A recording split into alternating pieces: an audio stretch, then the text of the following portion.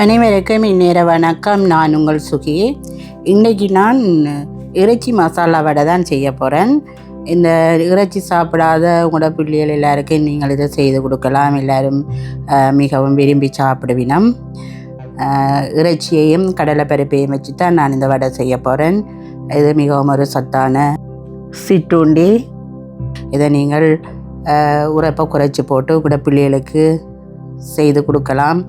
பாடசாலைகள் செல்லும்போது நீங்கள் சாப்பாட்டு பாக்ஸில் வச்சு கொடுத்து விடலாம்.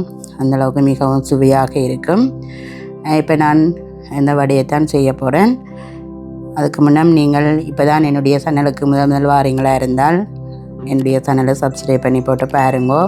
அது எனக்கும் உதவியாக இருக்கும், உங்களுக்கும் பயனுள்ளதாக இருக்கும். வாங்க இப்போ நான் இந்த வடையை சுட போகிறேன், நீங்கள் பார்க்கலாம்.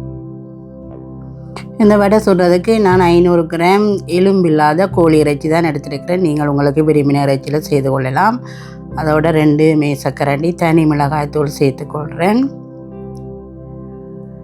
இந்த 500 கிராம் இறைச்சிக்கும் தேவையான அளவு உப்பை சேர்த்துக்கொள்கிறேன். இந்த 3ஐயும் நல்லா கலந்து விட போகிறேன். நீங்கள் யோசிக்கலாம், என்னடா இது இறைச்சியில் வடையான்னு சொல்லி. இறைச்சியில் தான் வடை சுட போகிறேன். இறைச்சியையும் கடலைப்பருப்பையும் வச்சு தான் வடை சுட போகிறேன். மிகவும் நல்ல சுவையாக இருக்கும். நீங்கள் செய்து உங்களோட பிள்ளைகளுக்கு கொடுத்து பாருங்க. நீங்களும் சாப்பிட்டு உங்களோட பிள்ளைகளுக்கும் கொடுத்து பாருங்க, விரும்பி சாப்பிடுவார்கள். மாசி வடை, இறால் வடை மாதிரி இது இறைச்சி மசாலா வடை நல்ல சுவையாக இருக்கும்.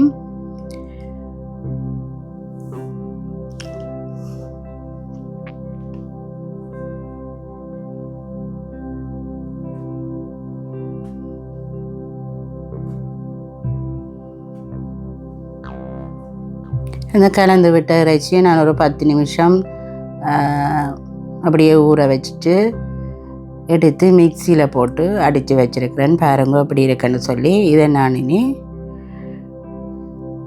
எண்ணெயில் தாளித்து எடுக்க போகிறேன். அதுக்கு ஒரு சட்டியை அடுப்பில் வச்சு 2 மேசக்கரண்டி எண்ணெயை சேர்த்துக்கொள்கிறேன்.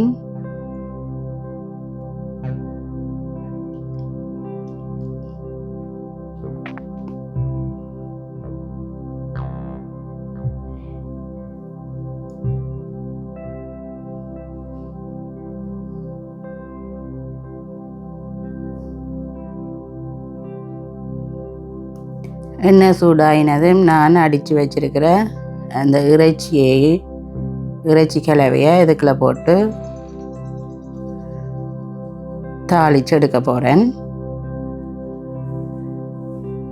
நல்லா கட்டி இல்லாமல் நாங்கள் உதிர்த்து விடணும், இல்லைன்னா பெரிய பெரிய கட்டியாக இருக்கும். நாங்கள் ஆரம்பத்திலிருந்தே கைவிடாமல் இப்படியே உதிர்த்து வந்தோம்னா சூடு ஏற அந்த தன்மை வற்றி நல்லா உதிர்ந்து எங்களுக்கு சின்ன சின்ன துகள்களாக கிடைக்கும்.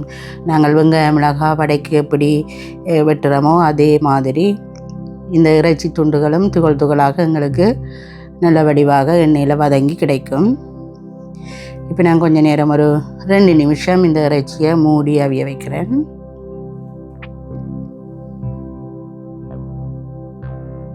நாங்கள் மூடினால்தான் அந்த பச்சை வாசனை, தூளோட பச்சை வாசனைகள் இல்லாமல் இருக்கும். ஒரு 2 நிமிஷம் அதை மூடி அவிய வச்சுட்டு இனி நான் கைவிடாமல் இந்த இறைச்சியை எரியாமல் நல்ல எங்களுக்கு பொடி பொடியாக வர்ற வரைக்கும் நாங்கள் இதை வடிவாக அகப்பியால் அமர்த்தி அப்படியே சின்ன சின்ன துகள்களாக எடுத்துக்கொள்வோம். பாருங்கள் இவ்வளோ பெருசாக இருந்தது, இப்போ இவ்வளோ சின்ன வருதுன்னு சொல்லி இப்படியே நாங்கள் இந்த இறைச்சியை எண்ணெயில் வதக்கி எடுத்துக்கொள்வோம்.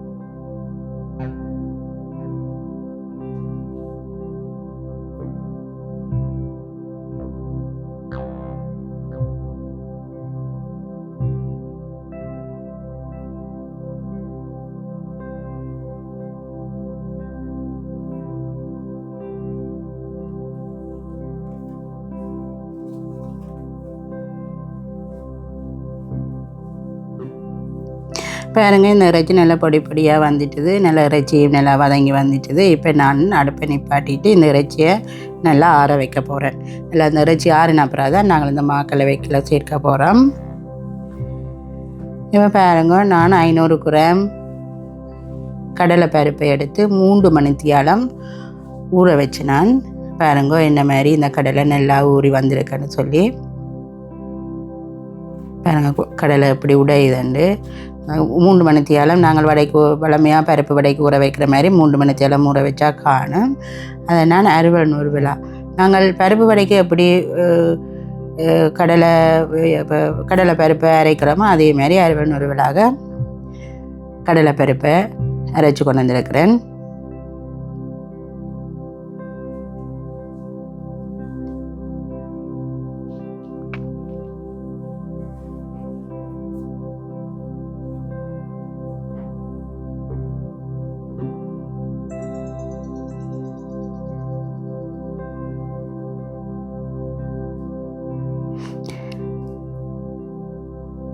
இப்போ இந்த அரைச்ச கடலை பருப்புக்குள்ளே நாங்கள் வதக்கி ஆற வச்சிருந்த இறைச்சியை சேர்த்துக்கொள்கிறேன்.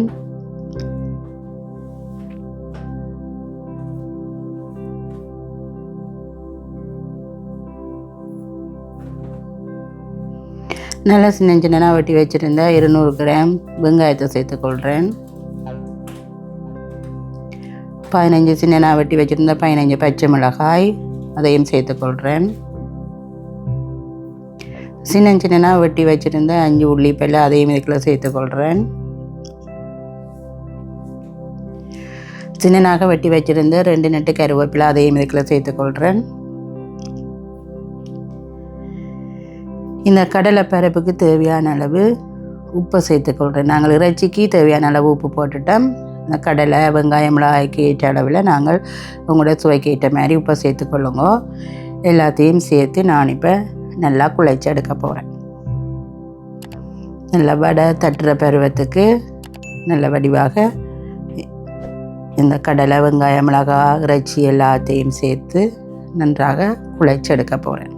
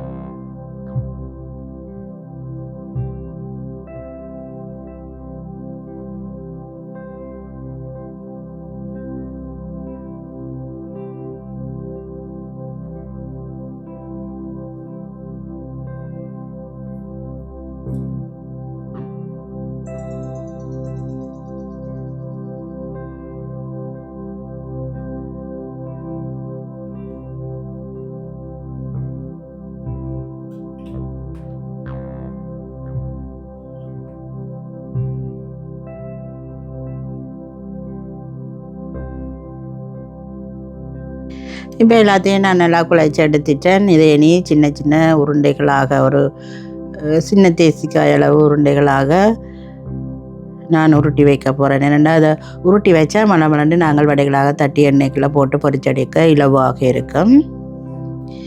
நான் ஒரு சின்ன தேசிக்காய் அளவு உருண்டைகளாக உருட்டி எடுத்துக்கொள்கிறேன். நீங்கள் உங்களுடைய அளவுக்கு ஏற்ற மாதிரி நீங்கள் பெரிதாகவோ சின்னனாகவோ உருண்டைகளை எடுத்து வடைகளை சுட்டெடுத்து கொள்ளலாம்.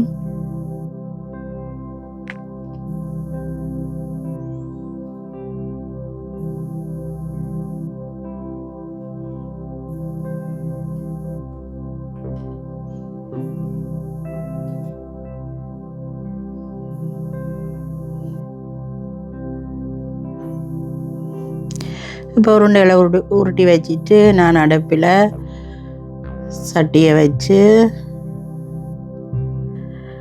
இந்த வடையை பொரித்து எடுக்கிறதுக்கு தேவையான அளவு தேங்காய் எண்ணெயை இதுக்குள்ள அந்த சட்டிக்குள்ளே விட்டுக்கொள்கிறேன்.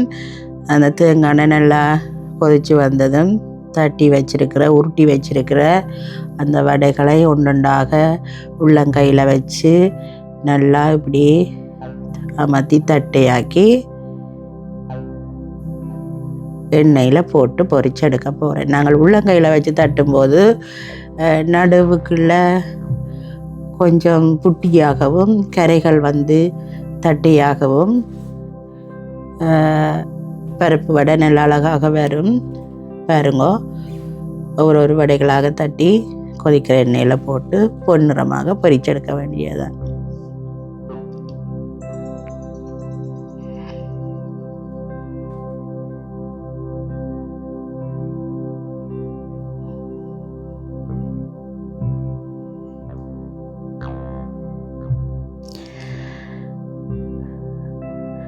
இப்போ ஒரு பக்கம் கொஞ்சம் அரைவாசி வெந்து நல்ல வடை மிதந்து வருகுது. இப்போ அடுத்த பக்கம் பிரட்டி விட போகிறேன்.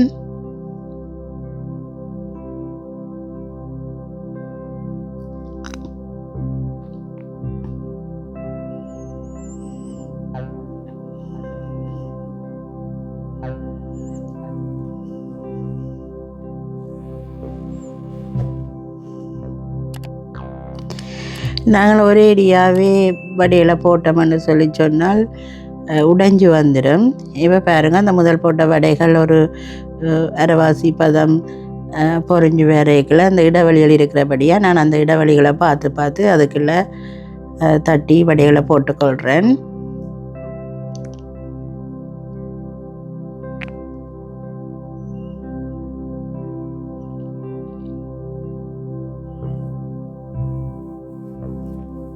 பாருங்க, பொரிஞ்ச வடைகள் எல்லாம் அப்படியே மேலெல்லாம் மிதந்து வருது.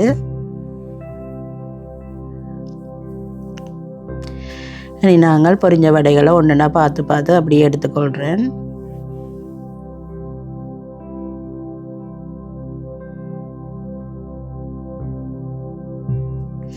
பாருங்க, நல்லா பொன்னிறமாக பொரிஞ்சு நல்ல முறுமுறுப்பாக இருக்குது. கடலை நல்லா பொரிஞ்சு வந்திருக்கு. கடலை இறைச்சி எல்லாம் இப்படியே நாங்கள் பார்த்து பொரிஞ்ச வடைகளை எடுத்துக்கொள்வோம்.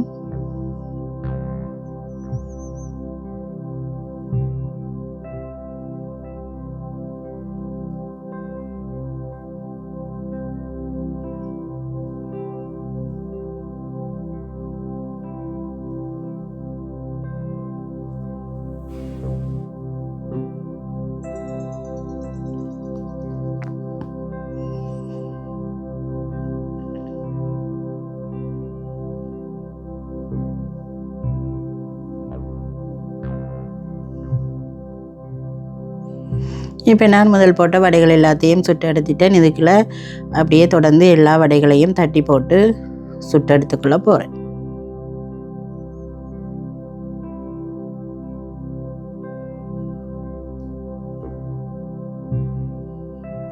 அவ்வளோதான் உறவுகளே, பாருங்க, எங்களுடைய இறைச்சி மசாலா வடை தயாராகிட்டுது. நல்ல மொறுமொறுப்பாக இறைச்சி போட்டதே தெரியாமல் நல்ல சுவையான ஒரு வடை தயார். இதே மாதிரி நீங்களும் செய்து உங்களோட பிள்ளைகளே கொடுத்து பாருங்கோ, எப்படி வந்ததுன்றதை என்னுடைய கருத்துப்படியில் தெரிவிங்கோ. இறைச்சி விரும்பி சாப்பிடாத பிள்ளைகளும் கேட்டு வாங்கி விரும்பி சாப்பிடுவினும். மீண்டும் இன்னொரு காணொளியில் உங்களை சந்திக்கின்றேன். நன்றி, வணக்கம்.